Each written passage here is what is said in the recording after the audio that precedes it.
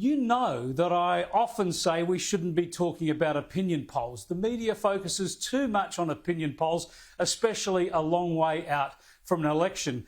And so much of the commentary around opinion polls, so much of the analysis is frankly inane. One of the silliest phrases you should look out for, you hear it all the time, and that is, if an election were held today, this is what would happen based on those poll results. Well, no. The people you're polling know there's not an election now, and as soon as they know there's an election now, those numbers change overnight. So it's a bit silly. That said, however, it is close enough to an election now, being the end of January in an election year. We will have the election inside 4 months. So it is time to start looking at the polls and getting an assessment for where we're at, even though we haven't really started the working year. It's only just gone Australia Day and things start to ramp up now with people going back to school and back to work and all the rest of it. So today's Newspoll is a big shock for the government. It is a big wake-up call and it will frighten them. When you look at that primary vote dropping down to 34%, that is disastrous territory for the coalition. That is not where they want it to be. They need it to be over 40% for them to have any realistic chance of hanging on to government. Labor, on the other hand, by climbing up 3 points to 41%, suddenly they're in a winnable position. Up until now, the polls have basically said no one had enough votes to win. No one was popular enough to win. It was going to be sort of hung parliament territory. This sort of polling points to a clear Labor victory if they can hold sway over the next 4 months. If you go to the two-party preferred now, you can see that translates to a 56-44 split. 56% to Labor, 44% to the coalition. That is a disastrous situation for the coalition to be starting its electoral year. However, a couple of key points here that I think point to the fact that the coalition certainly can still win this election. Firstly, of course, it's not close enough to the election for those polls to be realistic. They will get closer in the lead up to the election. That is an absolute guaranteed outcome. They will get closer. Whether the coalition can get in front is another point, of course. The other point, though, is the issues. The issues, in my view, are going to favour the coalition once we get the debate underway, once we have a proper election cycle debate. At the moment, the Labor Party is making all of their campaigning on a criticism of the coalition about their management of the pandemic. Have a look at the Labor leader, Anthony Albanese, today. This government's failure on the big grand slam of failures during this pandemic of tracing, testing, quarantine facilities and vaccinations is there for all to see.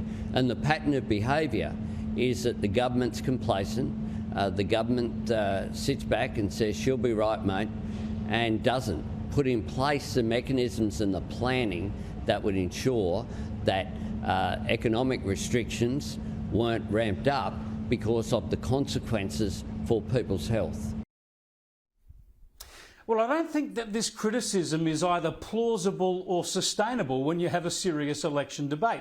We all know that Australia has one of the highest vaccination rates in the developed world. We all know that Australia has one of the lowest pandemic mortality rates in the developed world. And we also know that Australia's economic performance is the envy of all other countries in the developed world. So Australia's relative performance is streets ahead of where most other countries are. It's in fact where most countries would want to be. So this debate is going to be a fascinating one. And as I say, all the facts tend to line up for the government, even though, of course, they've not been perfect, even though, of course, it's been a difficult challenge. But I think voters understand that. And the danger here for Labor is that they are being seen to be cynical and opportunistic, seeking to make political capital out of pandemic pain.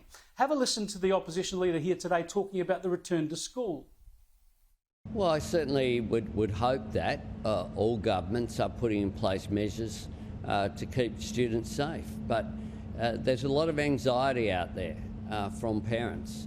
And part of that anxiety is because of the failure of the federal government to ensure that there was enough supply of juvenile vaccines for kids going back to school. Yeah, look at that. Rather than reassuring the public, rather than trying to assuage that anxiety in the community, Anthony Albanese tries to ramp it up. It's pretty cynical, isn't it? We know there are a lot of nervous Nellies in the community. We know there's a lot of media hysteria. We know there's a lot of fear. Instead of trying to reassure people, Anthony Albanese and Labor are looking to position themselves to benefit from the inevitable infections and problems as we continue to deal with this pandemic. Pretty cynical stuff. And with 4 months to go till the election, I think that's going to play out and it might be dangerous ground for Labor. On the other hand, what does Scott Morrison need to do? Well, Scott Morrison needs to be very clear about where he stands on the pandemic, on opening up, on living with the virus. The problem for Scott Morrison now is that he says the right thing. He says he's in favour of opening up. He says he's in favour of living with the virus, but he won't take on the states. He won't challenge the states on their absurd rules, border closures and all sorts of restrictions. So in many ways, Scott Morrison is neither fish nor fowl. He has to strongly defend this country's performance during the pandemic, always telling people the obvious truth, and that is there will be more pain, more infections, more deaths. We can't avoid that. We could never avoid that. That was the very nature of a global pandemic. But he needs to be strong, take on the states. We know a lot of voters will be hysterical and fearful, but the right attitude is to live with the virus. And Scott Morrison's got to be very clear, not wishy-washy, not a little bit this side, a little bit that side, very clear on what he stands for, what his government's values are. And he's got to talk strongly about how our performance at every turn has turned out to be better than what many of the medical experts predicted. Here's the Health Minister, Greg Hunt, today. So well within the capacity of the system. The challenge here in Australia has been workforce, but the results are significantly below even the best case projections that we saw back in early December and mid-December. And that's been shown both through the states and more generally at the national level. So I think that is important. Yeah, there you go. As I say, the government's got to push its credentials, be very clear about where it stands. We know they'll get a lot of criticism, but that's politics. You've got to take the correct stand.